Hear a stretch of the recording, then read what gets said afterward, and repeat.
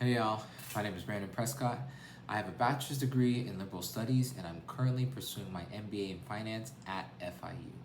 I'm currently working as a middle school math teacher and as a real estate agent in the South Florida area. I'm looking to transition into more of a corporate role or building my own business using skills that I learned from my MBA. I feel like the transition into something that is my own truly kind of shows what being a leader is. Uh, I do believe I'm growing into a leader. Um, I emphasize the growing part because I've seen where following has gotten me, and I'd rather build those skills or pave a healthy way that can be followed.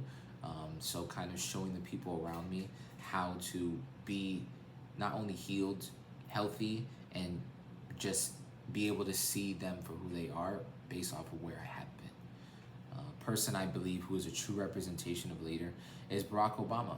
I chose him because he kind of paved the way for African Americans to see themselves in positions of leadership, challenging the traditional image of what a leader looks like, even in something as simple as wearing a tan suit.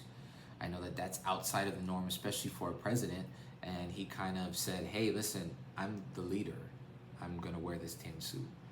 And I think that and his ability to connect with people on a human level are super important. It kind of like helps create a genuine presence and awareness of those around him that makes people feel seen.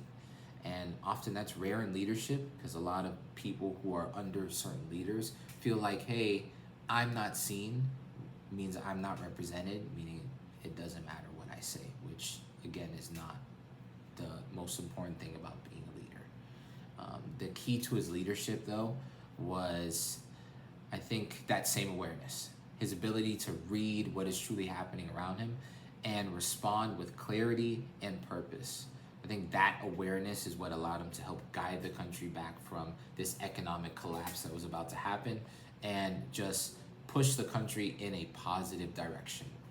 I think his one major strength is his resilience.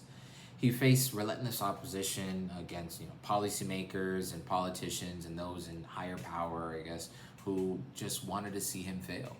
And honestly, that just made him want to work harder to even make a more positive impact to prove that, hey, listen, there's no way that you can hold me back. I'm going to keep fighting through all of these things and try to push through as best as I can. Now, in this whole process, I can say that his major weakness was maybe not being as bold. um, I think that he was too calm and measured, and it could be seen as just an emotional distance, and kind of just he didn't feel forceful enough. Where it could have been like, hey, I want to be pushed through no matter what. Yes, I'm going against all of these oppositions, but I need to be more bold. I need to do this anyways to show that, hey, listen, this is positive for those around, which is the most important thing. And I know that that's kind of what he stood for, helping the community, building the community up. Now, I do think that others would make the same choice.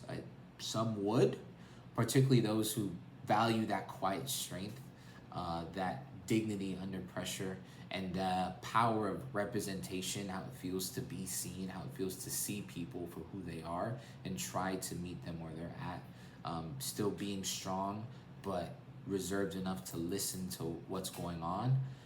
I think that leadership is personal, and honestly, what resonates in a leader is typically what it resonates or reflects what we value most in ourselves. So I do think that Barack Obama is a great representation, and I hope that one day I can kind of grow to be that person that people look at and say, you know what, hey, he did it, I can do it too. So yes, my name is Brandon. It's a pleasure to see you guys.